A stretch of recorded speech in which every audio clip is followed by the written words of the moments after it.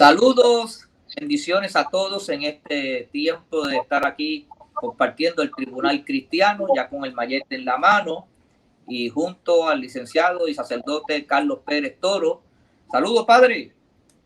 Saludos, pastor y juez, en este Tribunal Cristiano. Gracias por la oportunidad de poder participar en estos debates tan interesantes y en estos cuestionamientos judiciales para discernir cómo va nuestro país. Bueno, y también queremos decirle a nuestros amigos y hermanos que nos pueden seguir en nuestra página de Twitter, ahí como Apóstol Ricky, en el Twitter, @ApóstolRicky, y en el Facebook como Pastor Ricky Rosado o Ricky Rosado, cualquiera de esas dos páginas. Además, existe la página de Tribunal Cristiano TV, Tribunal Cristiano TV. Y ahora, en los próximos días, vamos a inaugurar nuestra página de YouTube. Va a estar la página del Pastor Ricky Rosado en YouTube y vamos a tener toda esta información también en el YouTube, o sea, en el canal de YouTube. Y también nos pueden escuchar los viernes en WKQ 580 de 8 a 10 de la noche, todos los viernes. Y se retransmite los domingos de 7 a 9 de la mañana. Todo eso a través de WKQ 580. Bueno, padre, estamos en las elecciones que fueron el 3 de noviembre. Esa noche no se sabía quién había ganado. Después de madrugada se supo algo más. Temprano en la mañana ya se tenían los preliminares con un 98% del conteo de esa noche. El escrutinio empezó con todas las altas y bajas. Ya sabemos aparentes ganadores. No tenemos a nadie certificado 100%. Y hoy dice el flamante presidente de la Comisión Estatal de Elecciones que 27 o 28 si es 28 es importante porque es una fecha memorable. Esa fecha 28 de diciembre se celebra el Día de los Santos Inocentes y yo soy uno de ellos. O sea que quién sabe si el día que esté juramentando el gobernador llega allí un enviado de la comisión con la certificación para que pueda juramentar. Triste este evento, ¿verdad? La verdad que este voto adelantado, que yo creo que es algo extraordinario para Puerto Rico, haya creado tanta controversia porque no se prepararon para manejarlo bien. ¿Qué te parece a ti? Sin duda, la comisión ha estado a la altura del reto histórico que nuestra democracia tiene con todo esto de la pandemia y los nuevos maneras de votar para ampliar la participación democrática del país. No ha estado a la altura del reto democrático de nuestro país. Y hay que insistir que el desastre, o sea, aquí han habido desastre de mal manejo de cajas, materiales, por decir así, de papeletas, unos desaciertos. El presidente ha estado brinca y salta que si voy a dar, vamos a ver, hay que ir para atrás. El famoso, ¿verdad?, precinto 77, que es el del voto adelantado, etcétera. O sea, ha sido la información que ha salido en este momento. Uno no sabe si hay maletines en el yunque o si están en el fondo de la isla de Mona. O sea, es una cosa que da una ansiedad porque la información ha sido clara. Ha sido una batalla entre partidos políticos. Uno no sabe distinguir la paja del grano. El presidente no sabe responder satisfactoriamente a ver quién tiene o no razón. Ha sido un desastre. Bueno, la Comisión Estatal de Elecciones no ha estado a la altura del reto democrático que teníamos nosotros con esta pandemia. Es vergonzoso. Y fíjate que el tribunal le dio una orden que se contaran los votos. Y él no supo usar esa orden para imponer su autoridad, porque inclusive hay momentos que todos los partidos están de acuerdo, excepto el de Victoria Ciudadana, que se han opuesto a todo. Y ahora vemos esa incompetencia de la Comisión Estatal de Elecciones en no poder adelantar el conteo. A eso hay que añadirle que el sábado no van a trabajar, el domingo tampoco, por el lockdown. Después llega Nochebuena y despedida y el 25. Yo no entiendo cómo él va a estar para el 28 dándolo las certificaciones. Nadie ha sido certificado, pastor. Las certificaciones que hay, nadie ha sido certificado. Nadie. Las certificaciones que hay son las preliminares. Estamos ya a mitad de diciembre. El 2, el gobernador tiene que tomar posesión según la estructura nuestra constitucional. Los alcaldes, las alcaldías, el 11, San Juan tiene que juramentar. O sea, bueno, pastor, pero la legislatura también juramenta el día 2. Imagínese. El gobernador.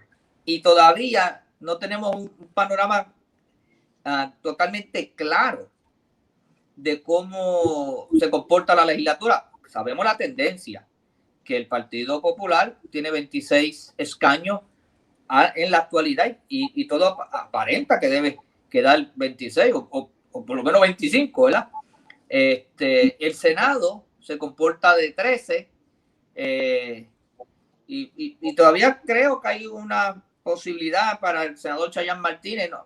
Pero ya yo no creo que haya posibilidades reales para nadie, porque he visto que todo lo que ocurrió el día de la elección es lo que se ha ido manteniendo. En Guánica es donde único ha habido un poquito, ¿verdad?, de no prevalecer el que supuestamente ganó esa noche, que era el independiente, pero se sabía que era algo bien difícil. Y con todo eso que el juez Rosado Colomer le ha dado 64 maneras de escribir el nombre. ¿Sabes lo que es eso? Sí. Que cuando la gente escribió en el write-in ahí, 64 formas. Eso yo creo que con errores ortográficos del nombre, sí. Sin duda, pastor, es una situación penosa. Hay que reevaluar. Claro, también nosotros durante estos años de crisis económica hemos ido iniciando un proceso, primero de cuestionar la necesidad de tener una comisión y reducir al año electoral. Hemos demonizado todo lo que es la comisión y por lo tanto se eligieron las personas tal vez menos adecuadas a presidir estos cuerpos electorales.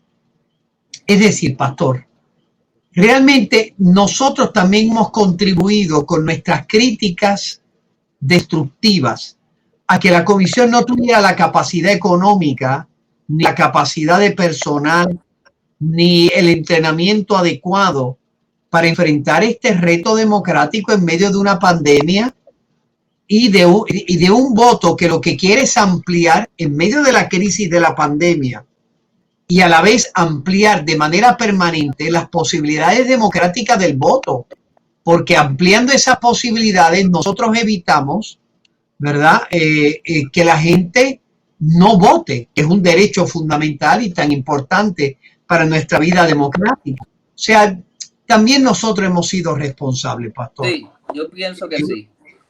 Todo esto que la Junta no quería dar, que si daba, que si tenía mucho personal, que si allí no se trabaja, pues ahora nosotros queriendo reducir, quitarle valor, ahora nos encontramos que nadie ha sido certificado. A lo mejor el día de la elección está allí el gobernador y llega una carta, mire que usted perdió, el otro era el que ganó, así que pare esto. Pero dos cosas hay que señalar para lo que tú estás aportando, y es que este voto de Java, que lo que trabaja es con el voto adelantado, que ahora no tan solamente era aquel voto ausente o adelantado de los encamados, sino que es de personas de mayores de 60 años, que es una gran cantidad. Oye, casi 200,000 votos se manejaron, 220 y pico mil votos. Y tú tienes ahí también el voto por correo, de gente que inclusive fuera del territorio. Pues todo eso van a tener que invertir dinero en reclutar gente para que estén atendiendo ese departamento de Java. ahí van a tener que hacer una reingeniería. Y lo otro que es importante, que yo creo que tiene que llegar el tiempo ya, que esas personas que van a trabajar contando en el recuento, en el escrutinio, en todos esos aparatos que suceden después de la elección, sean pagos. El país tiene que presupuestar eso, porque es difícil tú tener gente para hacer una labor que están allí de voluntarios. Los partidos principales tienen algunos de destaque, pero esos partidos más pequeños, pues no tienen a nadie. Y va a tener que eso tiene que modificarse en alguna manera. Bueno, sin embargo, ya en Estados Unidos se definió la presidencia y la vicepresidencia. No vamos a tener a Trump, ni vamos a tener a Mike Pence. Ya eso debe estar claro, ¿verdad? No creo que vaya a prosperar nada en los tribunales. Ya el colegio electoral emitió sus votos. Biden ha sido proclamado por el colegio electoral. Claro, tiene que darse ahora, refrendarse por la legislatura, pero yo creo que ya Estados Unidos está decidido. ¿Cómo tú lo ves? Sí, no, ya pastor, ya después del 14 era el deadline, era el momento clave. Si después de ahí, después que se ejerce el voto electoral, revertir eso nunca ha sucedido en la historia de Estados Unidos, va a ser imposible. Ya la decisión está tomada y evidentemente el candidato demócrata suscita profundas preocupaciones para elementos fundamentales de nuestra convivencia democrática, como es la libertad religiosa, el derecho fundamental a la vida humana del niño en el vientre materno y el derecho fundamental a los padres a educar a sus hijos. En esas áreas habíamos adelantado como nunca antes en la historia, en medio de una presidencia. Lamentablemente, esta presidencia suscita la preocupación que va a ser beligerante. Lo único que le queda al Partido Republicano es lograr retener el Senado, y va a ser como el parachoque, sobre todo por la decisión de ellos de packing the court, es decir, de incautarse de la corte, añadiendo más de 10 miembros nuevos. O sea, aquello va a ser un desastre político si ellos logran retener, si ellos retienen, o sea, conquistan el Senado. Va a ser imposible poder retener el conservador, el Tribunal Supremo. ¿Sí, pastor? ¿Cuándo es la elección de Georgia? Es el 5 de enero. El 5 de enero. Pero sin embargo la Cámara se fortaleció el Partido Republicano en la Cámara. Sí, ya la diferencia no era tan amplia como en los 2 años anteriores. Por lo tanto, no tienen la fuerza en la Cámara como la tenían antes. El Partido Republicano, si logra retener las dos sillas de Georgia que son republicanas, lograría de esa manera sobrevivir, perdiendo un escaño, porque actualmente es 53-47, me parece. Si logran retener esos 2 escaños, estaría 52-49 y por lo tanto el Partido Republicano tendría la mayoría. Si no logran, sería el acabose. Pero sería empate, ¿verdad? Quedaría empate. Sí, pero el voto de la vicepresidenta, o sea, el que preside el Senado es el vicepresidente y puede votar cuando hay empate. Cuando hay empate para desempatar. Y ellos tendrían la mayoría. Va a tener mucho trabajo el vicepresidente y hay que ver si algún demócrata no brinca el charco y vota con lo que pasa es que hay una ley, hay una costumbre senatorial que no se aprueba ningún proyecto si no hay 60 votos. Esa ley que ha estado por décadas y que, por ejemplo, Trump decía, vamos a eliminarle que sea mayoría simple. Los republicanos la han respetado, queriendo que los demócratas la respeten como la han respetado siempre. Lo que parece ser es que los demócratas, que no van a seguir reglas ninguna, porque ellos tienen una agenda clara antilibertad religiosa, antivida, etcétera, parece que ellos van a eliminar esa regla, cosa que sea mayoría simple. O sea, Pero los ¿cómo 50. la van a poder eliminar si no tienen los votos? No, porque ese tipo de regla se le puede eliminar con mayoría simple. Por ejemplo, las confirmaciones de jueces también se exigía 60 votos. Pero los republicanos en este cuatrenio, viendo que era imposible dialogar con los demócratas, eliminaron para las confirmaciones de jueces el tema de los 60 votos. Ahora, tal vez los demócratas, como se espera, van a eliminarlo si ellos logran ganar esos 2 escaños para que la vicepresidenta y pueda hacer mayoría simple, ¿verdad? Mayoría más un voto. Oye, y está interesante, si se gana uno nada más. Pues tendrían los republicanos mayoría. Como quiera con uno. Con uno tendrían la mayoría suficiente para ellos controlar el Senado. Ellos ya no podrían pasar su nada. Claro, el problema que tienen los republicanos es que hay 2 senadoras, una de Alaska y la otra me parece de Maine, sobre todo la de Maine. La de Alaska, mira, votó a favor de los jueces conservadores. La de Maine es realmente una liberal desequilibrada. Es más demócrata que los demócratas. Claro, tener 51 es tener pues casi el empate, porque aquella cuando puede, cuando es un tema liberal, se va para el otro lado. Pero yo también pienso que tiene que haber uno o dos demócratas ahí que se vayan. Sí, hay demócratas que son mucho más de derecha, no tanto de izquierda. Yo creo que ahí va a haber muchas negociaciones. Es algo parecido a lo de acá. Pero si ellos... Yo espero y se ha tirado la iglesia en Georgia. Esto ha sido una cosa, las instituciones eclesiales han visto que la elección, el futuro de Estados Unidos se juega en Georgia. Y tanto, bueno, escuchamos nosotros a Alfonso Aguilar, ¿verdad? Que es un hispano importante en Estados Unidos. Alfonso Aguilar es un hispano y va él a visitar un montón de iglesias hispanas para animar al voto contra, ¿verdad? A favor del Partido Republicano. O sea, la iglesia está tirada en Georgia para pedir el voto por... Y te pregunto, ¿Martin Luther King era de dónde? Si tú recuerdas. Era del sur de los Estados Unidos. De Luisiana, acá, no era de... No fue de Georgia. Oye, tú sabes qué irónico que un reverendo que de reverendo tiene más que las letras es el demócrata liberal que está ahí. Pero pastor, no es que sea liberal, aquí nosotros tenemos liberales. Aquello es, o sea, Fidel Castro está a la derecha de ese señor. A la derecha de ese señor. Eso es un lobo vestido de oveja.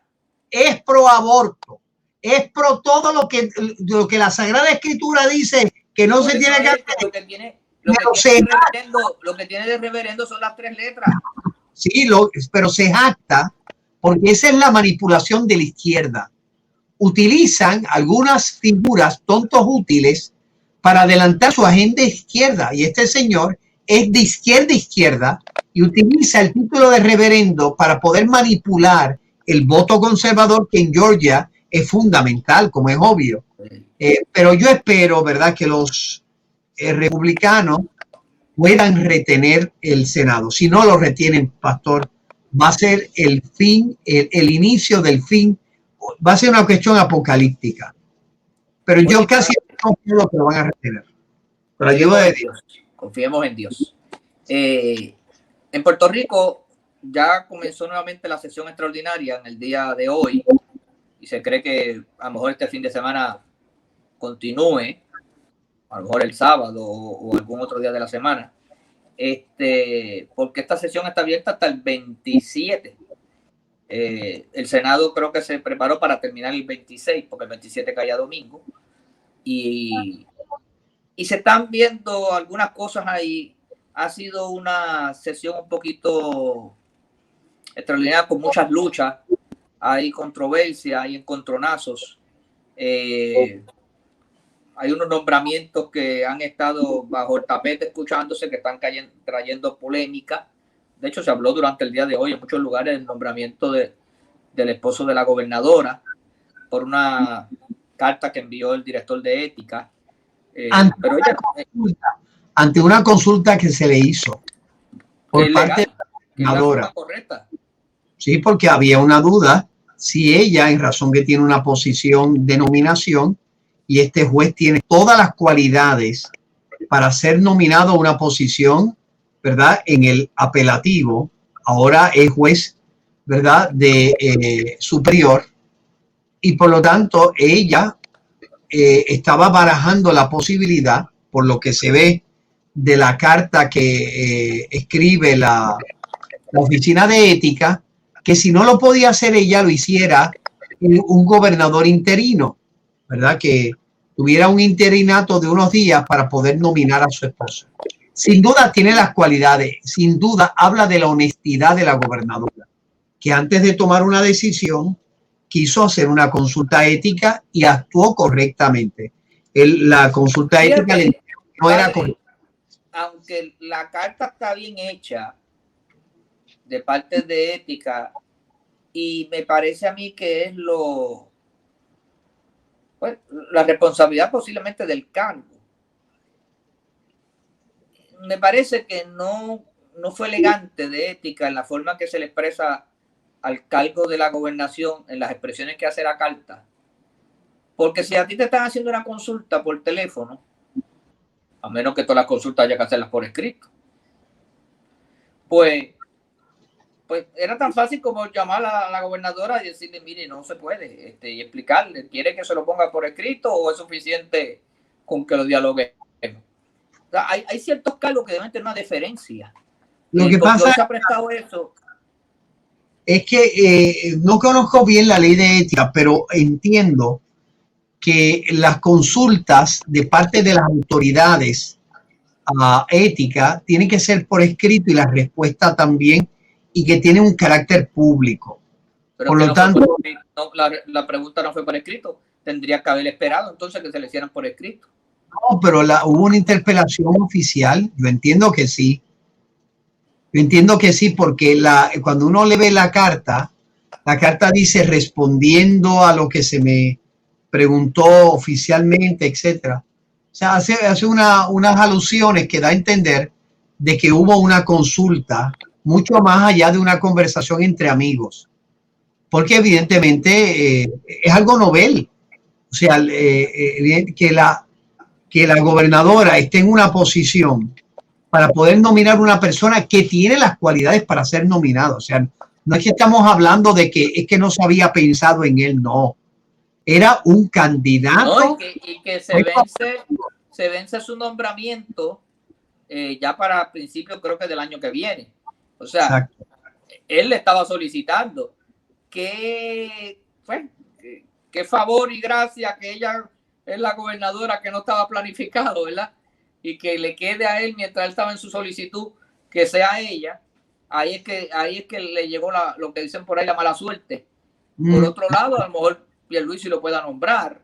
También lo van a criticar cuando Pierluisi lo nombre. Sobre todo con una mayoría popular, es muy difícil que le confirmen al esposo de la ex gobernadora. Por eso, lógicamente... Bueno, pues no confirmarán a nadie porque Luis iba a nombrar PNP, no necesariamente va a nombrar populares. Bueno, no claro, pero a nadie. Pues sí, habrán PNP y habrán populares, no sé, dependiendo quiénes son un candidato. Van a haber negociaciones, aprobamos este PNP con este popular al lado. Exacto. Sí, me imagino que... Tú sabes que eso no está del todo... esto es una ley que no se ha llevado todavía que el Tribunal Supremo de Puerto Rico se exprese si es correcto o no. Porque tenemos varios casos en la historia donde gobernantes han nombrado familiares. Bueno, Kennedy nombró a su hermano. Pero, pastor, allá en los Estados Unidos... eso es una cosa y aquí es otra. Aquí hay unas leyes mucho más específicas sobre todo este tema del nepotismo etcétera, que Bueno, son más leyes que se podrían retar para que el tribunal se exprese, porque no necesariamente porque las leyes están hechas son todas correctas. Sí, pero el nepotismo es una de esas áreas legítimas donde los estados y territorios legislan para evitar precisamente que uno intente favorecer desde una posición pública familiares y amigos o familiares, ¿verdad? Que es el planteamiento del nepotismo.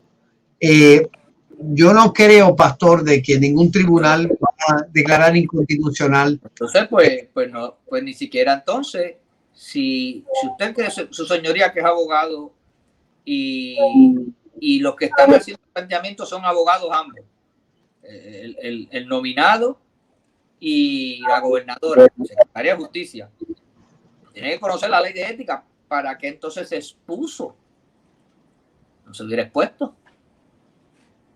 ¿En qué sentido, pastor? Usted es abogado y acaba de decir que aquí hay unas leyes. Yo traje una defensa, inclusive de que llegara esto al Supremo para que el Supremo defina si un gobernador que está en su cargo puede nombrar a un familiar. Y traje el ejemplo de Kennedy. Usted me lo retrae a Puerto Rico y dice, no, aquí hay leyes, nepotismo y todo lo que usted acaba de decir. La persona que es nominada es un juez con experiencia. Debería haber dicho, no me nominen porque esto va a traer cola. Y a su vez, quien nomina no es una persona legal en la materia, porque Secretaría de Justicia conoce sobre lo que pasa es que y conoce sobre el FEI, conoce todo eso. Yo digo que a veces nos buscamos la candela de gratis. Lo que pasa es, pastor, sí es cierto de que nunca se había dado en la historia una situación como la que tenemos ahora y era lógico que se consultase el alcance ético de esta posible nominación por los mecanismos que o era la gobernadora directamente o era un, ¿verdad? El gobernador interino, el secretario de Estado. Pero Carlos, cuando Alejandro García Padilla, los hermanos en alguna manera no estaban vinculados. No, pero no tenía ninguna posición pública. ¿Verdad? El hermano no fue nominado nunca al Tribunal Supremo. Hubo rumores de que se pensaba nominarlo a la presidencia. No tenía una posición en Fortaleza, ¿no? Yo creo que esa posición él no cobraba nada y era simplemente un asesoramiento, por decir así, de carácter privado. Pero en el caso de la señora gobernadora, mira, lo más cercano a esto es que la presidenta del Tribunal Supremo tiene a su compañera, ¿verdad?, que es jueza en el apelativo. Claro, y se planteó, si es jueza en el apelativo, tendrá que inhibirse la señora presidenta cada vez que sucede. Claro, son cosas noveles que no se habían planteado antes. Va a ser muy difícil, evidentemente, y por eso la gobernadora correctamente. Yo no veía problemas, pero cuando uno lee la carta, uno ve las inquietudes. Digo, eso es bien fino, porque entonces imagínate que tú tengas un hijo que es fiscal y tú entonces no puedes ser secretario de justicia porque tu hijo es fiscal. O sea, aquí hay una serie de cosas que no pueden hilar muy finito porque la gente tiene derecho a aspirar. Sin duda, hay unos planteamientos que habría que hacer porque, digo, el hermano de Kennedy, secretario de Justicia, fue uno de los mejores secretarios que persiguió a la mafia vehementemente.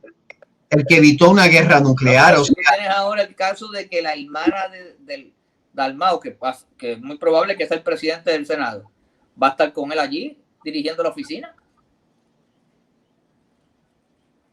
Pero creo que tiene que pedir una dispensa en ese caso. La tiene ya porque ella trabajó con él en todos los años que él ha sido senador. Oye, bueno. Y es una extraordinaria profesional. O sea que nosotros no podemos estar cuestionándolo todo tan a la línea. Yo sé que tienen que haber sus excepciones y esa ley dispone para eso, para una dispensa.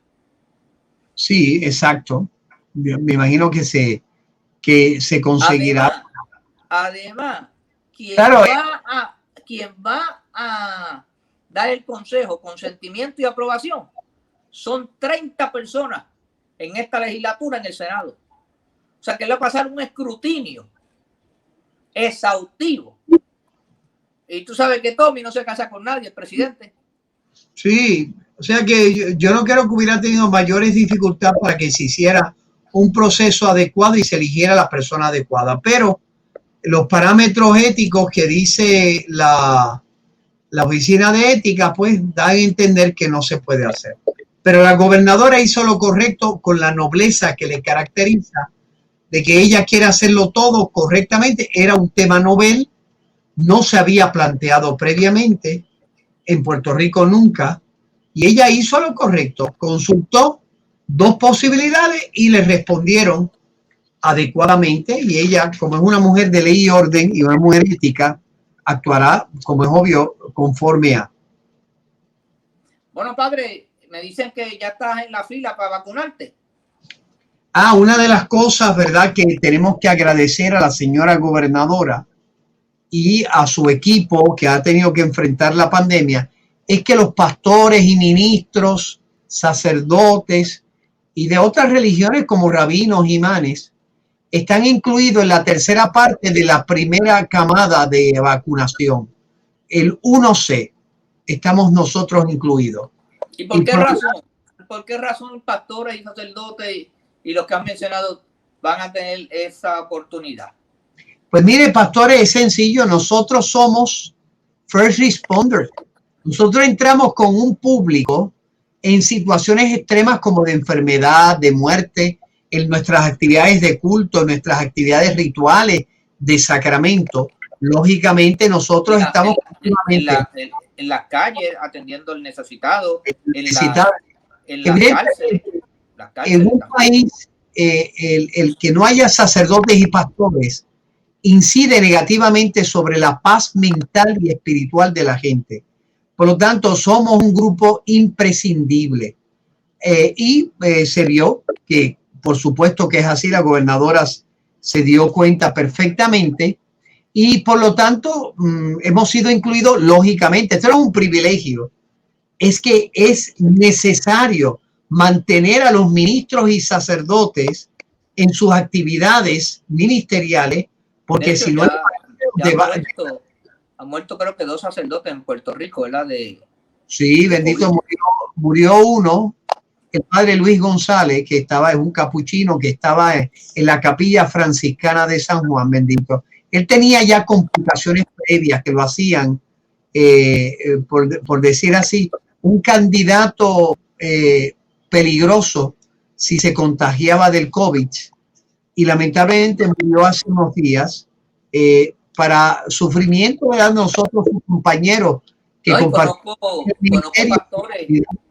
Ahora mismo hay un pastor que conozco y son 2 hermanos, los 2 pastores contrajeron COVID y uno pues con su salud comprometida, gracias a Dios lo ha superado, el otro está en el hospital en vigilancia, lo va a dar de alta, pero también conozco algunos pastores que han sido contagiados con COVID. Por lo tanto, además, el hecho de que nosotros estemos vacunados, nos vacunemos, será un ejemplo para nuestros fieles, que es la mayoría silente de este país, porque si hay que llegar al 70%, que es lo que se llama la inmunidad de la manada, evidentemente nuestro ejemplo va a impulsar a otros a dar ese paso de la vacunación. Bueno, pues ha habido nombramientos, ya se han hecho bastantes nombramientos por el gobernador electo Pierluisi Urrutia, inclusive de su equipo de Fortaleza cercano. ¿Qué te parece esos nombramientos y cómo tú los ves que van a ser afines con la libertad religiosa, con el respeto a la iglesia? De hecho, hay unos proyectos muy interesantes ahora en la sesión extraordinaria, como el 1679, que ya ese sí fue aprobado, va a ser ya enviado a Fortaleza para la firma de la gobernadora, hasta el 1673, que también es un proyecto que esperamos que Fortaleza lo envíe y se enmiende la sesión, porque pues eso va a depender que no tengamos una debacle de cierre de templos por por exigencias que lamentablemente pues piden agencias del gobierno y no se la piden a otros. Hoy mismo yo estaba allí mirando el Capitolio, ¿verdad? Y el Capitolio no cumple con esos requisitos. Las escuelas no cumplen con esos requisitos. La mayoría de los edificios de gobierno no cumplen. Sin embargo, se lo quieren exigir a las iglesias. ¿Qué te parece a ti los nombramientos? ¿Cumplen con la visión, con las plataformas que presentó el Partido Nuevo Progresista? Que él ha elegido un buen gabinete para que pudiera, por decir así, ser aprobado incluso por la oposición. No son gente beligerante y confrontativa, son gente que crean puentes de entendimiento entre sectores diversos. Uno piensa Sidre, Manuel y... Por ejemplo, mira, el secretario de Estado. Tengo un listado de nombres frente a mí, de los que ya se han nombrado. Larry Steinhammer no debe tener problemas. Me imagino que lo va a confirmar Cámara y Senado, el secretario de Estado. Sí, yo no creo que habrá problemas con él porque son personas, y él ha elegido, que en situación postelectoral en la que hay una diversidad explosiva en el país, había que elegir un gabinete que pudiera tener la capacidad de apelar a distintos sectores. Larry en la Secretaría de Estado, la Secretaría de Desarrollo Económico, Sidre, la Secretaría de Justicia, Emanueli. Fíjate, son personas que apelan a mucha gente. Yo quisiera ver un análisis contigo, antes que terminemos, de cómo tú los ves estas personas con el respeto y la consideración al sector creyente, porque sabes que con el secretario de Salud tuvimos nuestras situaciones, no entendía el concepto de libertad religiosa y veía a la iglesia como la concretera. Peor que la concretera. Peor que la concretera. Porque fíjate, Manuel Sidre, hasta donde yo tengo entendido, su esposa es una creyente evangélica y él la acompañaba, y estoy hablando de cuando estaba corriendo, ¿verdad?, para la gobernación, debe seguir siendo igual. Le acompañaba a la iglesia y tenía relación con el creyente. Pero, por ejemplo, sin duda, el nuevo secretario de Salud se congrega en una iglesia de un pastor muy querido, el pastor Misraín. Sí. Y así están muchos creyentes, personas buenas, ¿verdad? Larry, por ejemplo, viene de una familia de nobleza católica del área sur. Su abuelo fue uno de los fundadores de un gran movimiento católico de principios del siglo XX que se llama los Hermanos Cheo, y hay hasta un proceso de beatificación abierto de su abuelo de la Iglesia Católica.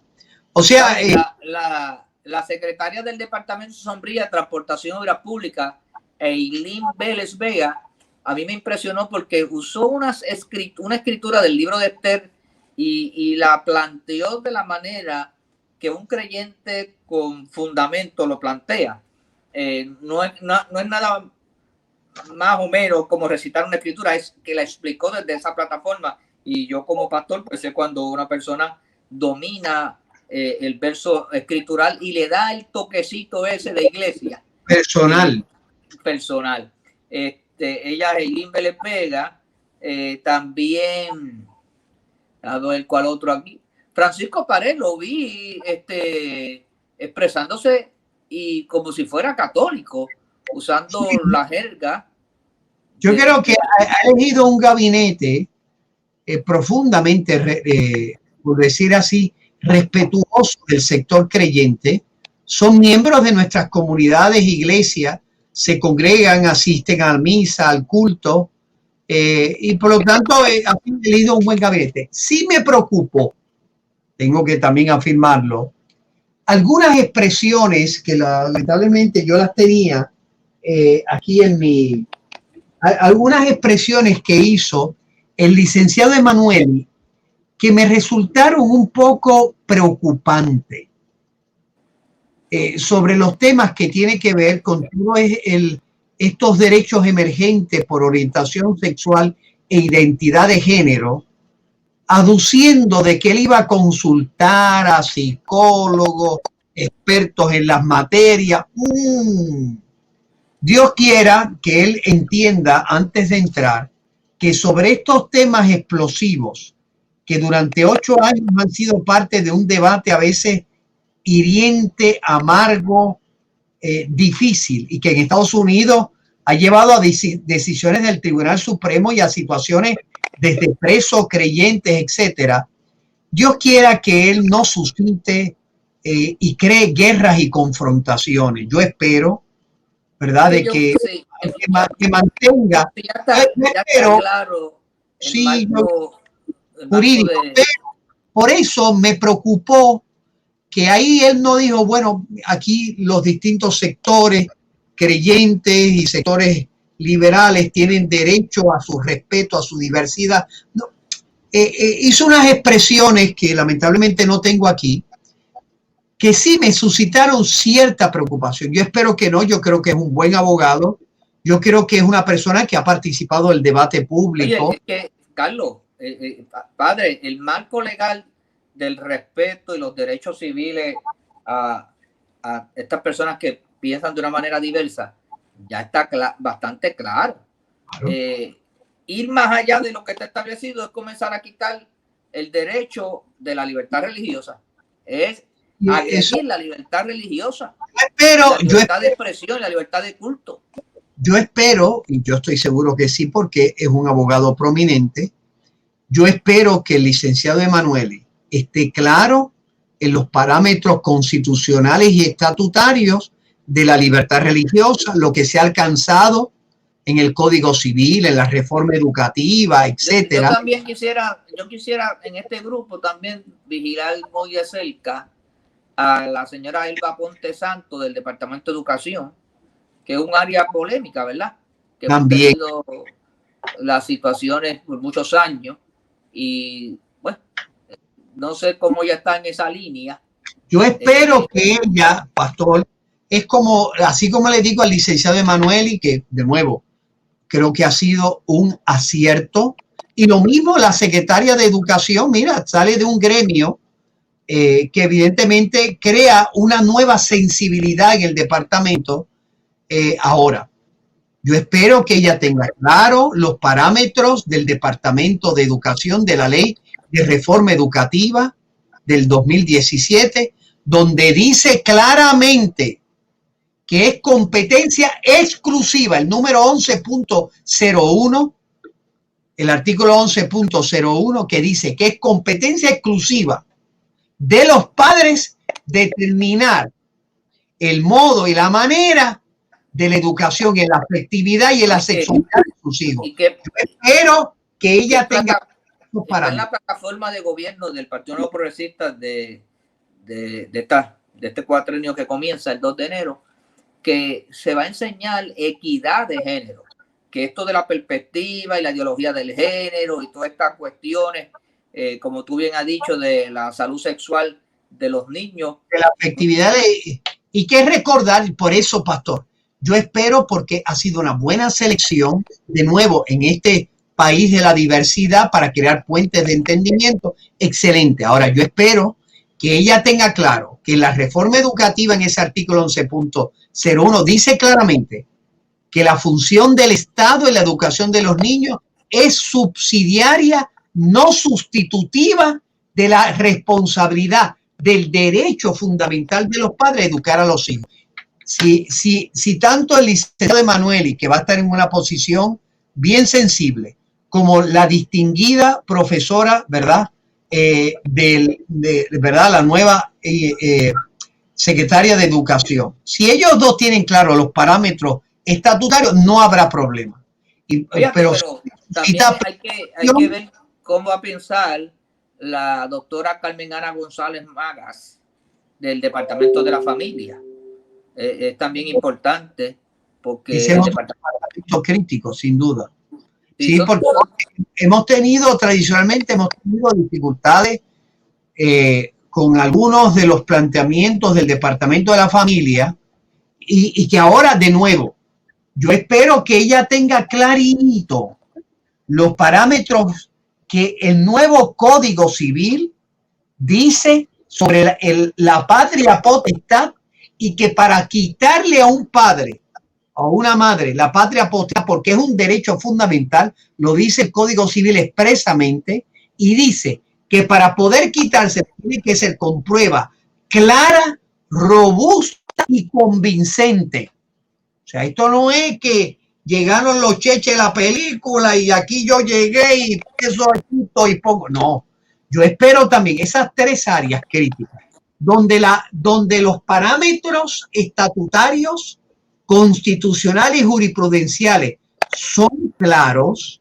Yo espero, y no tengo por qué no esperar, porque creo que han sido decisiones muy buenas, un gabinete excelente, pero me suscitó preocupación las expresiones del licenciado Emanueli y sin duda las otras, la secretaria del Departamento de la Familia, como la nueva secretaria de Educación. Yo espero que tengan claro estos parámetros concretos. No son teorías jurídicas, manías de sectores conservadores, no. Es el Código Civil, ¿verdad? Que es uno, y es la ley 85 del 2018, que se conoce como la ley de la reforma educativa, que es el parámetro legal que tenemos que aplicar en todo proceso educativo en el país. Bueno, todavía faltan, hoy se nombró seguridad, falta ANSCA, que es una agencia muy importante que trabaja con las personas con problemas de salud mental, los drogodependientes, los deambulantes, todo ese tipo de cosas. Es una agencia muy sensible y muy importante. Vamos a ver a quién nombran ahí. Se ha hablado de un doctor muy experimentado, muy sensible. Vamos a ver qué pasa. También el procurador general fue nombrado hoy. Es una posición importante. Mucha gente a veces no la entiende del todo, pero es muy importante porque es el abogado, ¿verdad?, del gobierno. Sí, es como decir, exacto, el procurador general. Tiene a su cargo a todo el mundo en ese departamento de justicia.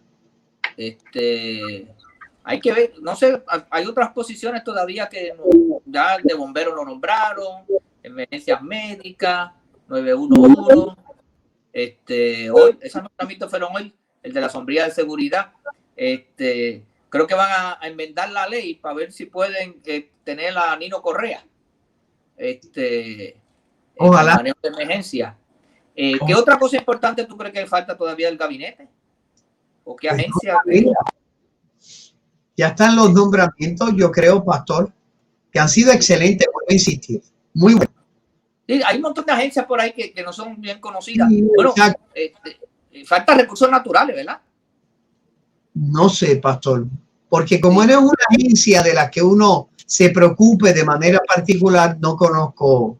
Para mí que falta recursos naturales, falta OSPE, la oficina de permiso, y falta la Junta de Planificación. Todas esas áreas todavía no se han nombrado. Todas esas agencias que tienen que ver calidad ambiental, todas esas que tienen que ver con las construcciones y todas las cosas, todo es importante porque ahí se para un país con todas esas agencias a veces, si no se saben manejar esos asuntos. Bueno, padre, yo creo que hemos cubrido bastantes temas muy importantes. Sí, yo creo que estamos muy bien. En las misas de Aguinaldo, ¿verdad? Estoy en las misas de Aguinaldo, que es esa preparación inmediata para el día de Navidad, ¿verdad?